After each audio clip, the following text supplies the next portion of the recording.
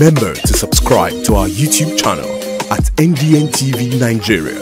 Click on the subscribe button and be the first to get notifications. As the cleanup of oil-polluted sites in the Niger Delta slowly drags on, environmental advocates and affected communities are intensifying their calls for urgent and comprehensive actions to speed up the process.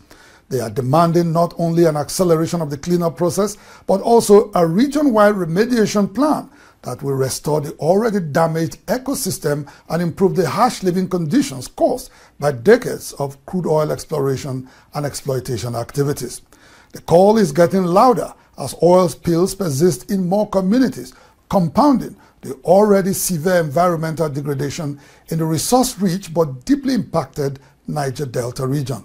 The environmental degradation from over 60 years of oil exploration in the Niger Delta stands as one of the most severe cases globally, impacting daily lives for residents who struggle to endure its consequences. A simple online search will show the region's status as one of the world's most polluted areas, with disturbing images highlighting decades of neglect and environmental injustice.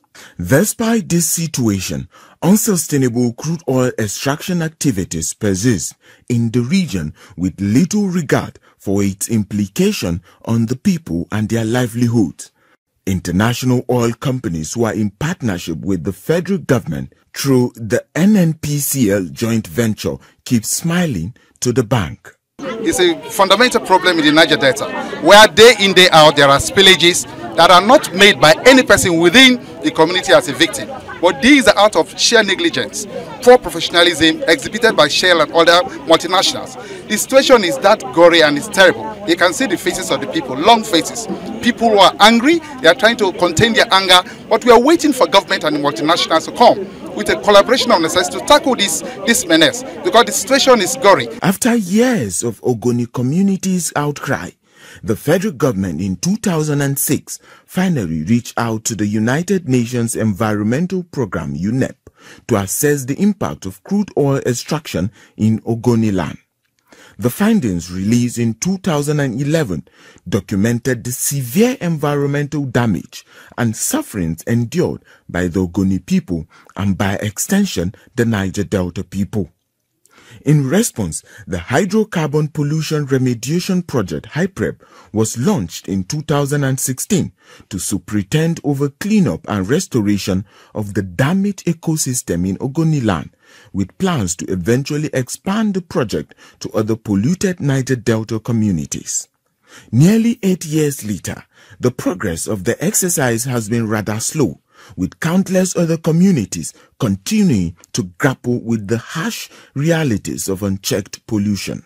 Environmental rights advocates like Dr. Nimo Bassi and Dumnamene Fineface are pushing for not only a comprehensive cleanup across the entire Niger Delta, but also for accountability from international oil companies.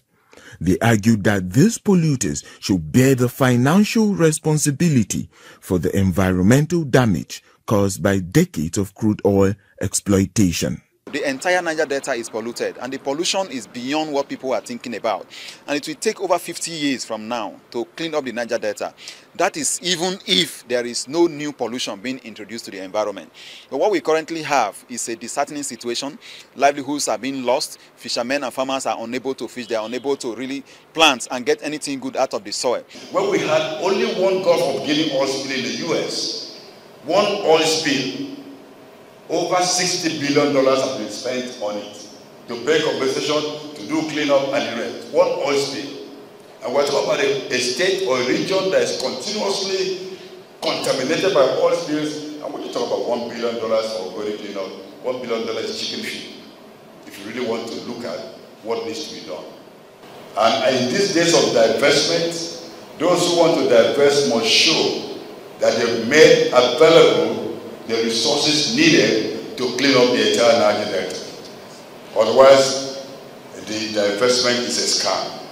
The Senate Committee on Oil and Gas Host Communities echoed the need for a region-wide cleanup during its recent tour of the sites currently undergoing remediation by HYPREP. The legislators also advocated for a strong framework to ensure that the environment is promptly cleaned up whenever oil spills occur, stressing the importance of immediate action in protecting local communities. We shouldn't wait for 10, 20 years to do remediation.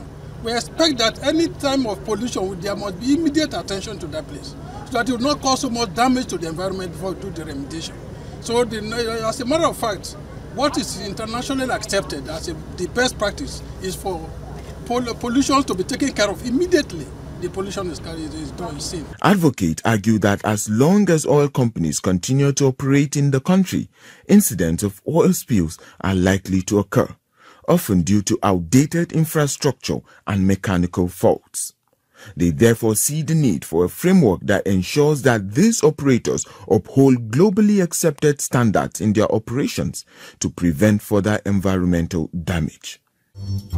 Inside the Niger Delta,